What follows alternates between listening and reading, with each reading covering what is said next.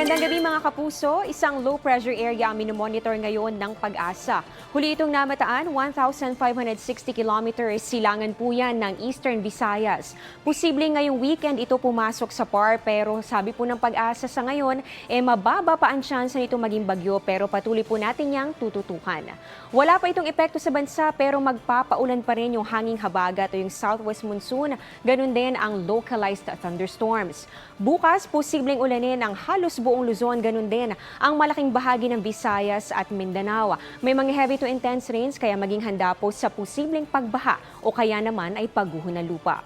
Pagsapit naman ng linggo, bahagyang mababawasan ang mga malawakang pag-ulan dito sa Luzon at ganun din sa Visayas. Pero sa mga kapuso natin dito sa Mindanao, doble ingat po dahil magpapatuloy ang maulang panahon. Dito naman sa Metro Manila, mataas din po ang tsansa ng ulan, lalong-lalo na po yan pagsapit ng gabi. At yan ang latest sa lagay ng panahon. Ako si Amor La Rosa. Ito ang GMA Integrated News Weather Center. Maasahan anuman ang panahon.